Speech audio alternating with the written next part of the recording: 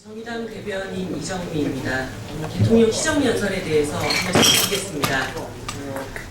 30여 분간의 요란한 빈수레를 지켜보고 알맹이 없는 동어 반복을 들어야만 했습니다.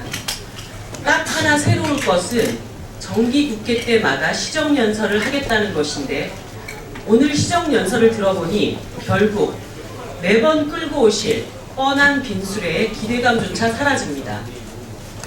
한마디로 국가 수반에 대한 최대의 예우를 갖추고 꼬일 대로 꼬인 전국에 대한 대통령의 책임있는 답변을 듣고자 했던 국회와 국민들은 망연자실하고 있습니다.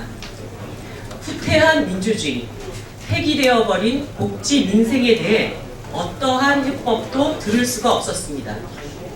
적어도 국정원 개혁 문제, 민생 복지에 대한 책임있는 대책, 박근혜 정부 하에서 벌어진 모든 인사사고에 대한 실질적인 개선 방안을 내어놓고 이에 대한 국회의 협력을 구하리라는 상식적인 기대는 헛된 바람일 뿐이었습니다.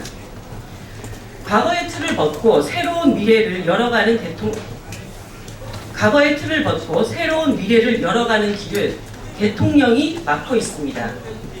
대선을 치른 지 1년이 되어가는데도 대립과 갈등이 계속되는 것은 대통령이 자기 소임을 방기하고 있기 때문입니다.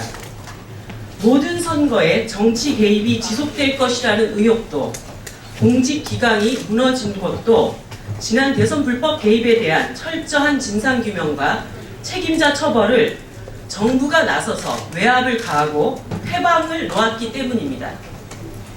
전직 대통령의 남북 정상회담 대화록을 불법 유출하며 있지도 않은 NLL 포기 발언을 왜곡 발설하면서 대선에 활용했던 대선 책임자들이 대통령 측근에 여전히 버티고 있고, 국정개혁에 대한 단 한 번의 단호한 입장도 표현한 적이 없습니다. 그런 대통령의 인식을 오늘 다시 확인시켜 놓고서는 알아서 여야 합의를 만들라는 앞뒤가 맞지 않는 얄팍한 언급에 어떤 여당 의원이 진정성을 가지고 이 문제에 임할 것입니까? 대선 불법 사건에 대한 특검 수용 등 여야 간의 합의를 이끌어내려면 그 문제의 당사자인 대통령의 의지로 여당을 설득해야 할 문제입니다.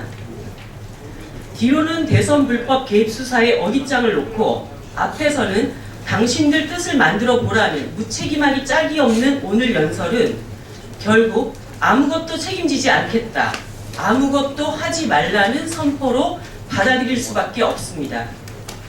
한 가지만 덧붙이겠습니다. 온갖 화려한 수사로 경제 성장과 복지 문제에 대한 구상을 펼쳐 놓았지만 규제 풀어 성장 동력을 형성하겠다는 제2의 줄풋의 신호탄만 올렸을 뿐입니다. 시정연설 동안 경제 활성화 8번, 규제 완화 3번을 외치는 동안 경제 민주화는 단 한 번 언급하고 복지국가는 사라졌습니다. 결국 집권 10개월 만에 대통령을 당선시킨 경제 민주화와 복지는 내동댕이 쳐졌습니다.